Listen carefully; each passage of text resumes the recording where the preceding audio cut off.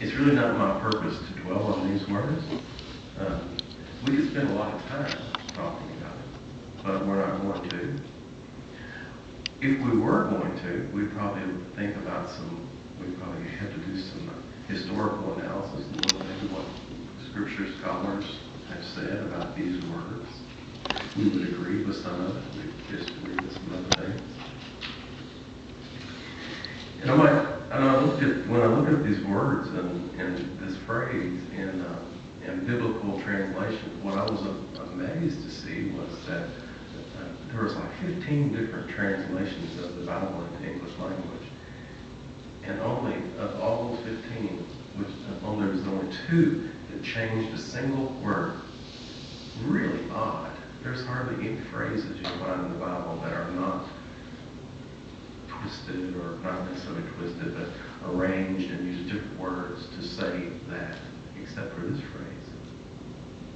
What's that mean?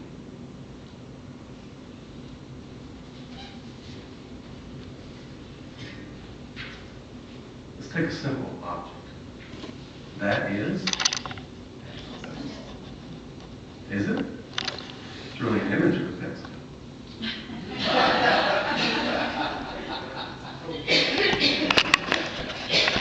This is a pencil. You know, if we wanted to examine the pencil, we could do that. We could talk about, just like the Gospel of John, we could talk about where the pencil came from.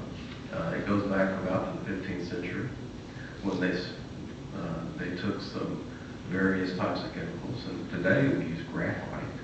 It's not lead, has no lead in it. But anyway, we could talk about it, the fact that there's all kinds of pencils, different hardnesses, and different kinds of wood encased, different shapes, and all that kind of stuff. All real interesting stuff, right?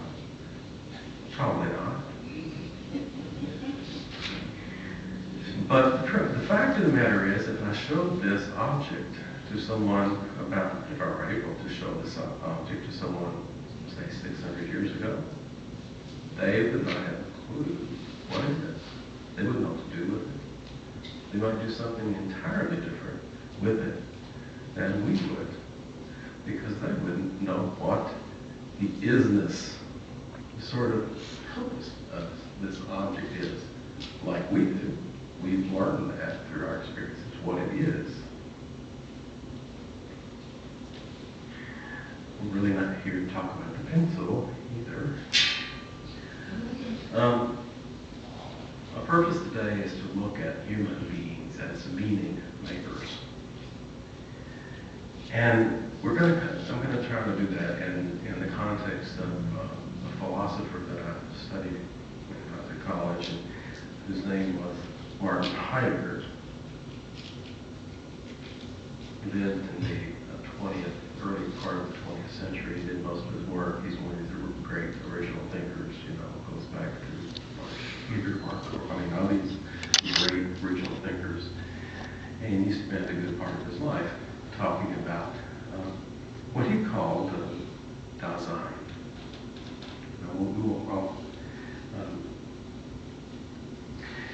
Heidegger is generally thought of as an existentialist, and some of us who have studied philosophy know what that sort of means, what the existence anything means. And they studied that. I'm not really as much interested in that as he wrote a major book. It was called Being and Time.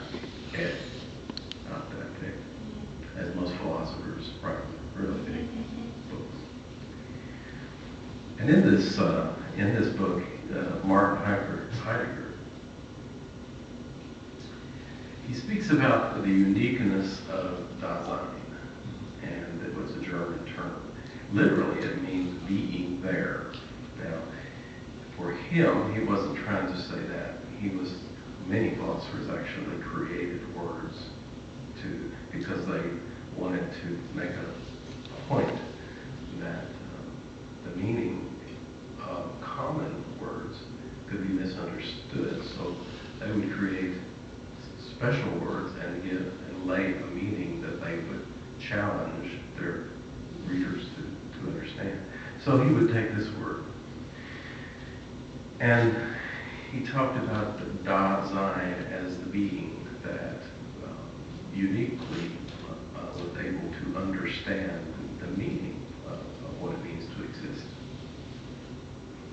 He didn't put humans, Heidegger did not want to put humans above all other things that exist, but he placed them, humans, in a rather unique position, having the ability to comprehend what it means to exist. Now, in today's age, there would be people who might challenge the idea that only humans can have a sort of a comprehension of what it means to exist. And I would sometimes agree with that we think of certain animals as also maybe not doing the same way we do, but still. But for Heidegger, the human being and being was a word, and he put the title of the book. Being was as much a verb as it was a noun. He didn't think of the being to talk about, to speak of you are a being. He would say you are being in the world. And that meant something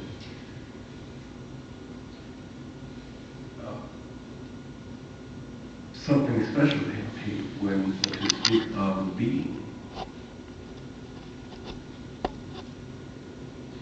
And being in the world was his further way of going about talking about how humans go through life, being in the world and interpreting what it means to be in the world. He talked again even further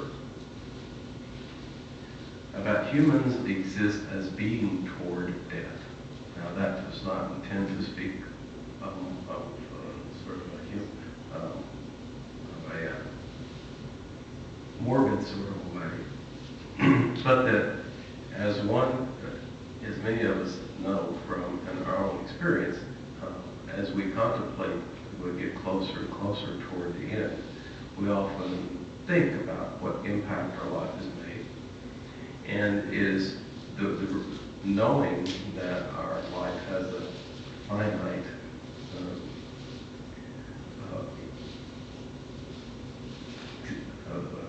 end, or will come to an end, helps us to sort of put what we do in context of the fact that there will be a time when we don't exist, and what will we have done with our time. And he wasn't exalting death. He defined death as our own most possibility. So each person, as we exist in the world, we do that in the context of realizing that, in realizing that our life will come to an end, that gives us a way of facing it and growing in it. He talked about and he used the term authenticity. I started using that word a lot when I was in college, learning in ways of defining what it meant to go through life, about being authentic, about making choices, deliberate choices. And that was what was motivating Heidegger into thinking about the Dasein as a special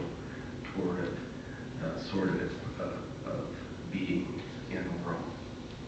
And these thoughts really about Dasein really serve as a preamble to his more crucial and long-lasting role in developing what he called the field of hermeneutics. Hermeneutics is sometimes referred to as a science of interpretation or as a theory of knowledge.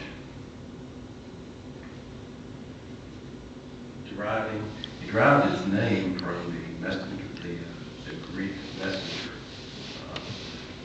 and also from some of the works of Aristotle. And as Socrates, one of the early Greek people noted, words have the power to reveal or conceal and could deliver messages in an ambiguous way.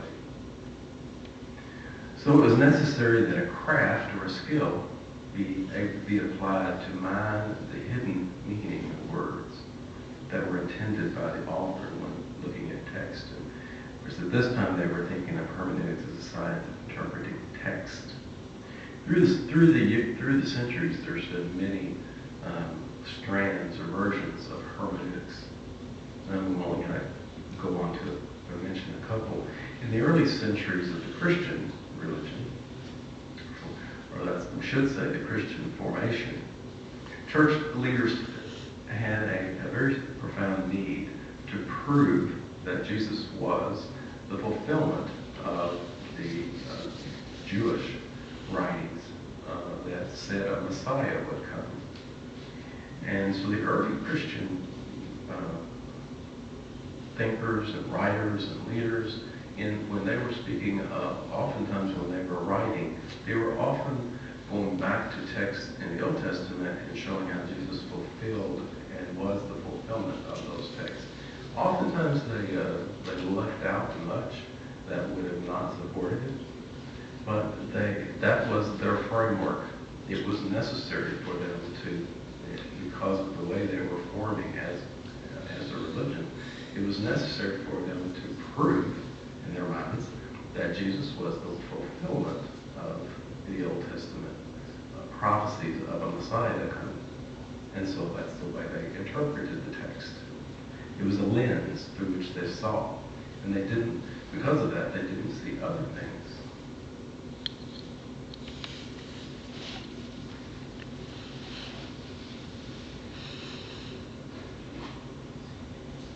Later on, Jesus was not seen as, or most, about 200 or 300 years later, people weren't talking about Jesus as the fulfillment of the prophecy. By this time, the Jewish temple had been destroyed. Most of the Jews who had not aligned themselves with Christianity had dispersed all over creation of the known world. And so they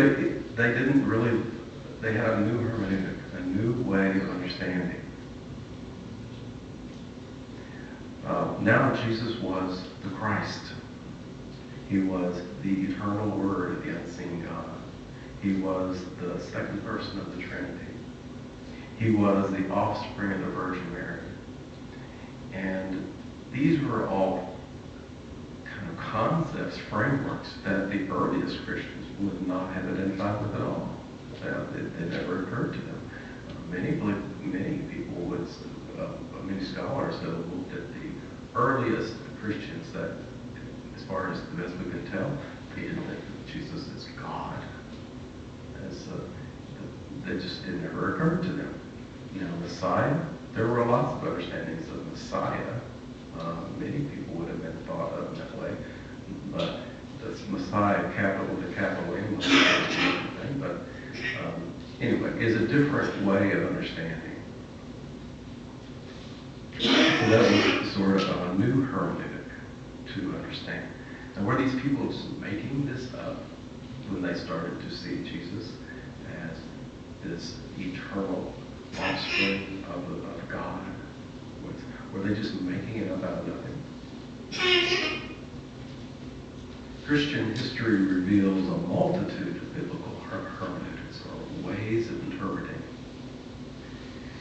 and that respond to the agenda, the needs of people at that time. Now, these examples are kind of, once again, limited to some of what was important to Martin Heidegger, which is not biblical interpretation. That was not something he was terribly concerned with.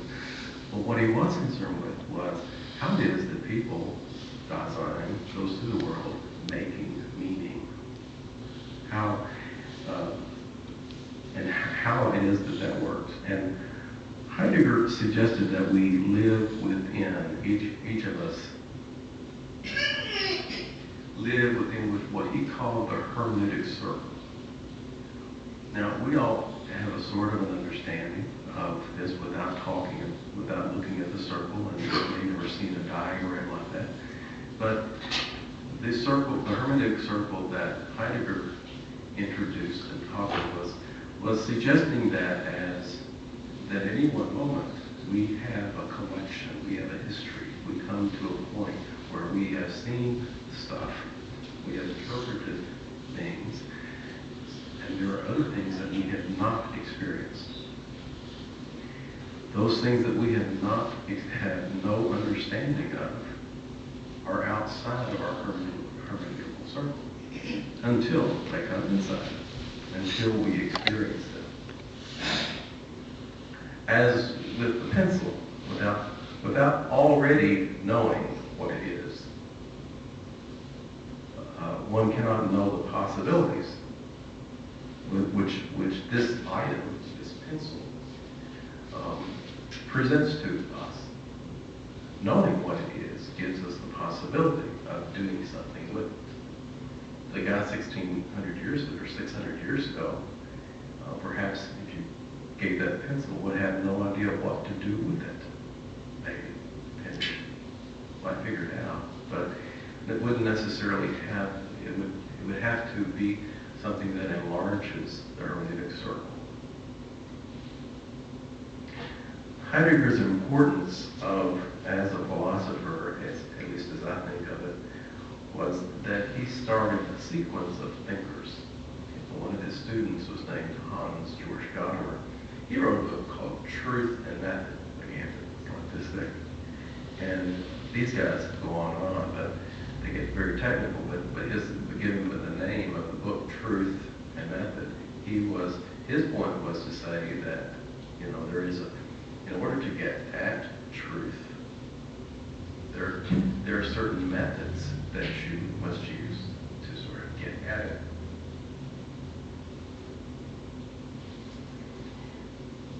In the book, he spoke of the literal impossibility, and this may have been one of his first to kind of come straight out and say it is literally impossible to be truly objective. To face any moment in time with true objectivity, he says, is literally impossible. We are all embedded in some world of context, world of meaning, and that is the only world that we cannot face any experience without doing it from our particular context of meaning, the world that we've created. Gadamer said his real concern was, and it was philosophic, not what we do or what we ought to do, but what happens to us over and over and above our wanting and doing. He was speaking about how we interpret what we experience. We can't do otherwise. We face coming to whatever experiences we have and we interpret what that means. There were many following writers which followed that experience and through the thoughts of Heidegger and Gadamer who began to think and to write not only about the proper way to interpret texts like the Bible, like the Constitution,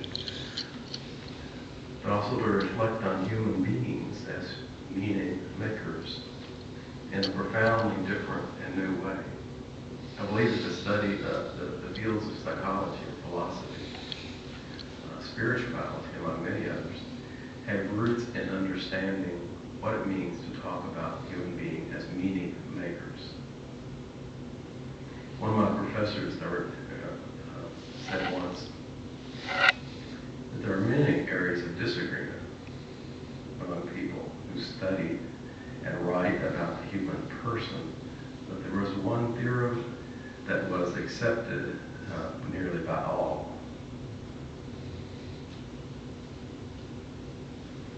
That which is believed to be real will be real in its effects.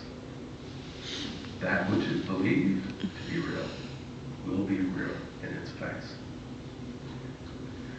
When my daughter was about 4, we were at that time in Minnesota. We were walking across the parking lot toward a shopping center, and she looked up.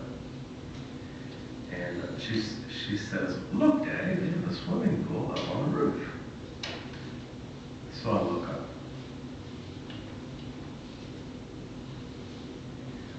She saw something like, and in her mind, it was something like that. She didn't see a swimming pool, she saw a hooked ladder. For her, it was an immediate interpretation. The ladder means pool. They have a pool up there. The ladder was just the trigger to her belief that there was a pool on the roof.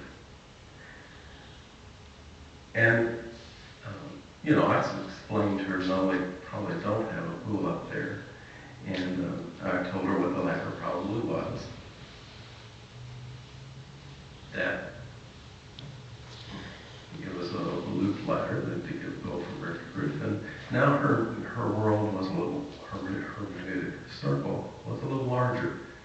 Maybe she understood that every time there was a loop doesn't necessarily mean there's a swimming pool. But that for her as a 4-year-old was an example of how we see one thing and link it to another, because we cannot do otherwise. It was the only interpretation available to her in her mind. Within every moment that you and I live, we are constantly interpreting the meaning of what we see, what we hear, what we touch. And the meaning we impart to what our senses perceive as real is both informed and limited by the experiences within our circle of meaning, our circle of knowledge at any particular point. Even our language, the language that we speak, it both informs and limits what we can understand. When we encounter someone who speaks our own language, of course we can understand to an extent what the words mean. When we encounter someone who speaks a language we're not familiar with, what they are saying has meaning, but not to us, because we don't know what those words mean. We might guess, but it would be a guess. But the truth is, even in our own language, we often misunderstand what people say, especially when the thoughts are expressed with some subtlety, and especially when words are laced with anger. We can easily misunderstand, and we can all understand differently. Example I would give, there are probably 6 or 7 people that are here today that were also at a coffee party meeting yesterday. We were there for 2 hours. We all listened to what each other said. Some of us spoke, most of us spoke with one another. I would venture to say that if we all wrote down as much as we could about what happened and what each person said yesterday, and then somebody else analyzed it, all of them would be entirely different. There would be an entirely different sense of what happened yesterday for 2 hours.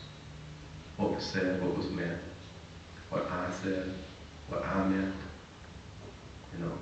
I can't imagine otherwise that people wouldn't, that if we all were trying to write down what it was that happened in the 2 hours we were together yesterday, we would all come up with a very different story. No, not that it was entirely different, but the gist of what came away, the nuances and what really was I trying to get apart and say, so it happens. That is my point. That how we go through life and how we make meaning is colored by a color, but it's a lens through which we experience every moment. Can't do anything else. I talked to my 17-year-old daughter, his granddaughter is always, being 17. And, I say to her, you see the world as a 17-year-old because that's how you can see. I can see your world also. We live in the same world. I've been 17. You haven't been 60. So my world of meaning is broader. It's not necessarily better. Well, I think it is, but you wouldn't think it is. That's because she's 17 and knows everything. So anyway. So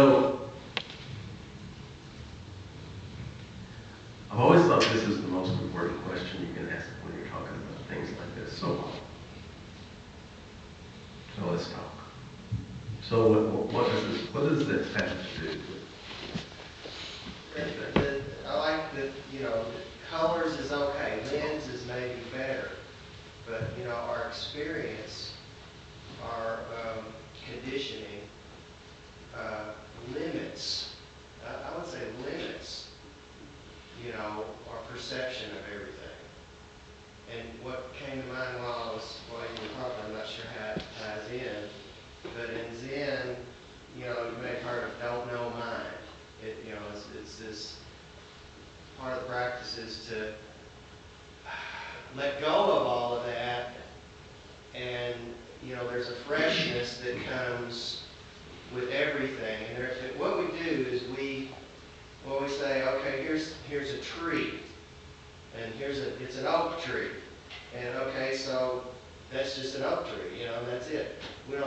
We forget about what a miracle a tree is. It came up from a little tiny seed.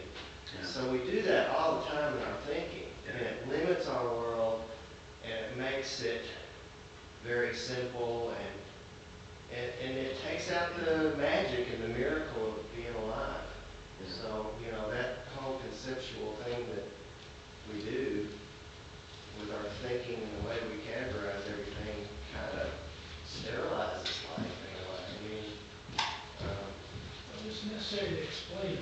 Exactly. You need that for survival, and that's how we, survive and advance as a culture and all that. But there's a way to get. Take LSD.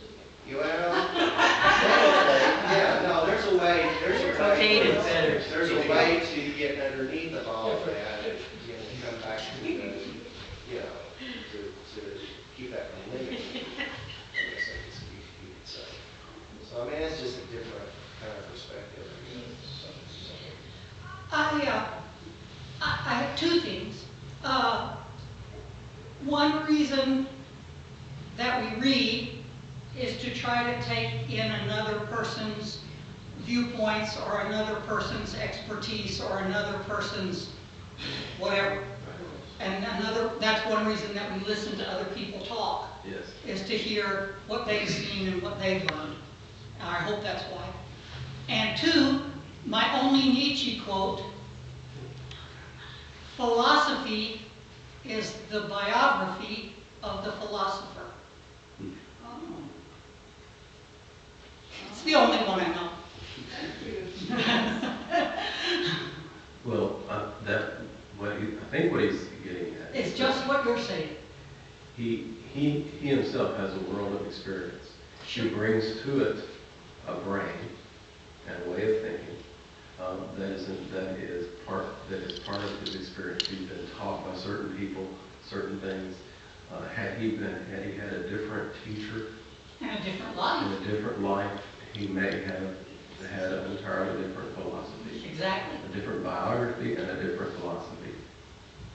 I kind of see it as my God box.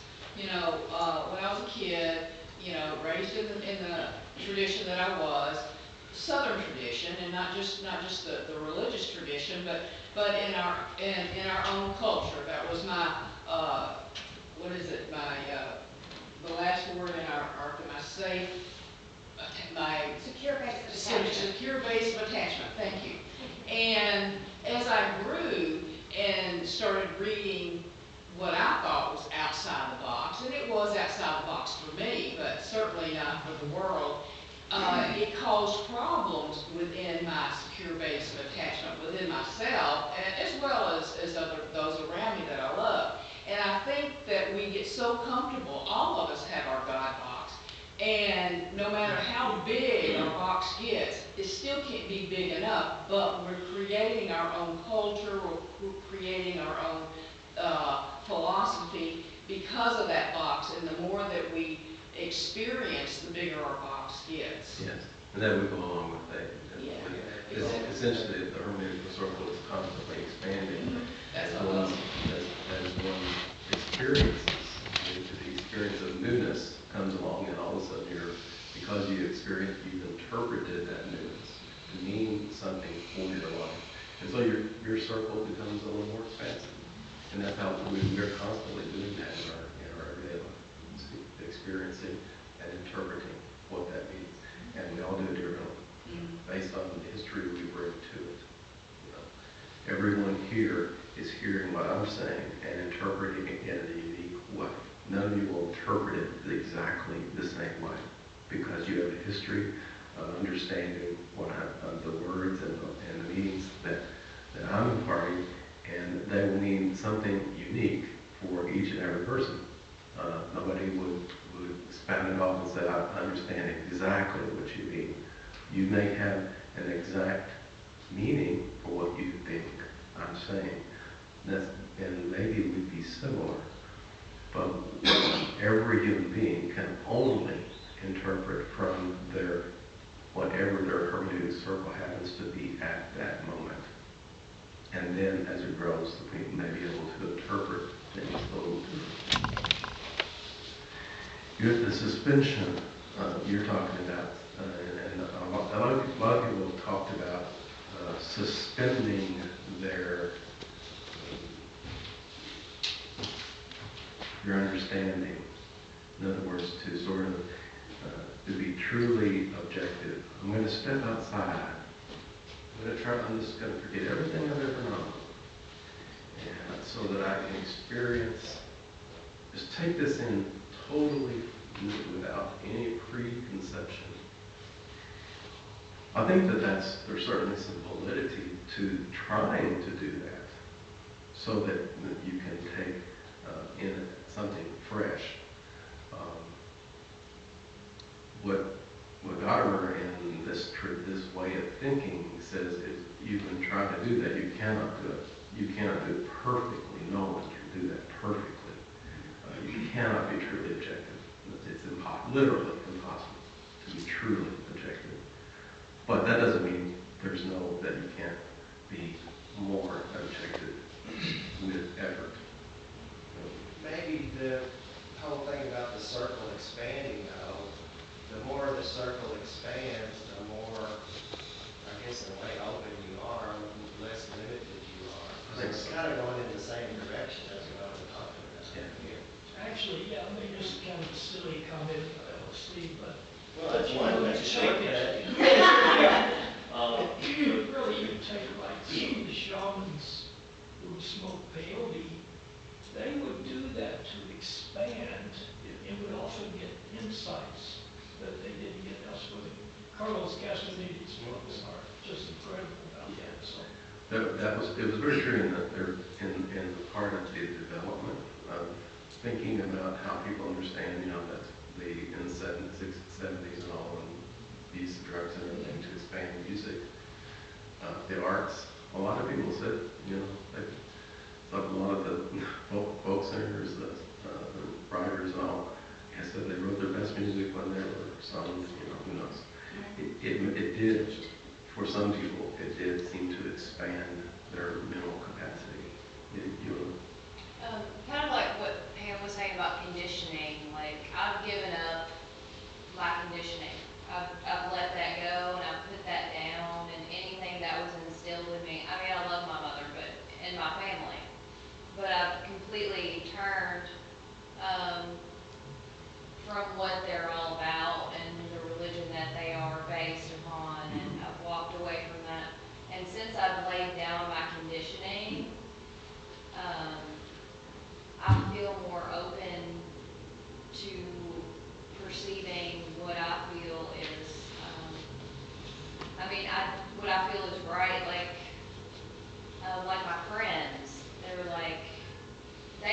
pretty much stay in their own age group, whereas I love to be around older people. I love it. I love to hear their experiences. I love to hear what they've been through, what they've gone through, what they believe. I love to feel like a sponge. I love to be around older people and people of all ages. I just want to learn and be open and hear what people have to say. And I don't have any predisposed condition upon being friends with anyone. Like my kids this weekend, they were like, Mom, you can't go to Walmart without you talking to somebody for 10 minutes. I like to talk to everybody, anybody, about, about anything, about their experiences, their life. And since I've laid down my conditioning, I feel open and I feel my circle growing and expanding, and it's knowledgeable. I feel like I'm gaining knowledge from other people, and I'm growing. And I certainly would not object that, or suggest that people can't do as you're saying, which is sort of to let down some barriers. Because to some extent, as I said, we can only truly understand that which is in our worldview, the way we see the world.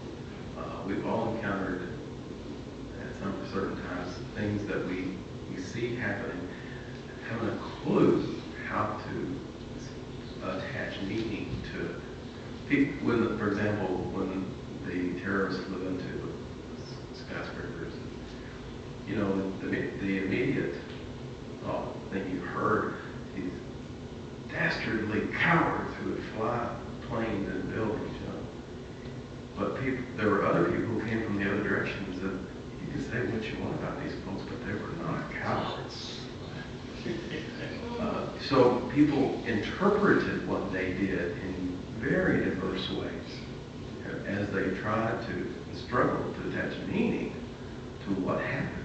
Why did they do this? And so that our search to attach meaning, every time we have a school shooting, or a mall shooting, people look at these, oftentimes, and the problem is they generally kill themselves, so you can't ask them why you did what you did. But that's where you always see the first story is the paper today. A story about a guy who shot someone. The first thing, what's the motive? Why did he do this? So we're just driven to attach some kind of meaning to what we see, without being able to attach, to figure out why did this happen? Why did they do that? We really are lost. It makes there's a not being able to answer the why question is a really tough thing for you. Dean, you were in a point about this too. I think I'm Spit it out. I'd like to say the truth is a state of mind. I think that's what I'm talking about, is that everybody has their own truth in them to start with the state of mind from their experience. Sure. And they interpret it. Yeah. Because of that, and that could be good and that could be bad. Sure. Sometimes that circle is so small, and a given person might not want to expand. They're really happy where they're at. These guys who flew the planes in to build, they were raised in a circle of meaning, and they were confined. A lot of these countries, like Afghanistan, they don't really have schools. They don't want to have schools. They don't want to expose themselves. They don't want to take a chance on them. So they'll take a kid when they're 5 or 6. They'll put them into a small group of people. They'll teach them only certain things. They'll teach them a perspective in which it makes sense to fly a plane into a building. In that person's frame of mind, there's a hermeneutic circle of meaning and knowledge. It made sense. It gave purpose to their life. Dying didn't mean anything negative. It meant something positive. Because in their circle of being, they had been taught see it that way. So it was both informed by that way of thinking, and it was limited to only that way of thinking. So for them it was, okay. Something that, in a book that I read recently, came to mind when we were talking about this. In that book, the author presented the idea, or the fact, that 500 or 600 years ago, people believed certain things. For example, that they thought the world was flat, although I'm not sure how many people thought that historically, but things like that, that the earth was the center of everything. And he talked about that, and then he said, think about what we believe now, that we look back and say, my gosh, how could those people thought that? Because we've learned. But then he said, think ahead 300 or 400 years, if human beings are still around, what will they know? That they will look back and laugh about what we believe. And I think that's what we're talking about here, is constantly expanding that circle of knowledge and learning things. And sometimes we have to give up what we thought was true. Or as though sometimes we completely misinterpret the past. Yes. Because of some present belief that we're trying to fortify. And so we misinterpret things because Kind of like the Christ example he said, is two different perspectives. Well, and those are only two. I mean, those are just going to be examples, but there's been hundreds of ways of looking. People look at Jesus. Some people now look at Jesus and think of him as that he probably was a rebel. That he had a real political agenda to tear down the Roman government or make it end. That's one perspective. Now, if you believe that that is true, that's who Jesus was, and that was his agenda. That believing that will lead you to think of Christianity perhaps in a particular way. And there was a strict maintenance. There was an attempt by a number of scholars, and you probably heard the term liberation theology, that came from that perspective. They saw Jesus as someone who was a rebel, and that he faced the evil in the world, and that was what he was up. That's what he was doing. And we, as followers, should do the same thing. And they developed a whole type of theological understanding. In psychology, they teach control theory, that there are 5 basic human needs, your shelter, Right. very Maslow. Right. But the next one up from food and shelter and water and all that is love and belonging. Yeah. And then you've got respect and responsibility, and then fun and freedom. But if your lower needs of love and belonging are not met, and everyone around you is saying, oh, this, believe this is what we do this is what we do, your need for love and belonging is met if you go along and share the same needs. So even if you don't need to believe a certain way to stay alive, in order to meet your needs for belonging, you can't. And then when I put that in responsibility and then in respect, so if you believe it, and then you act upon it, that second need for getting, responsibilities that leads to respect will be met.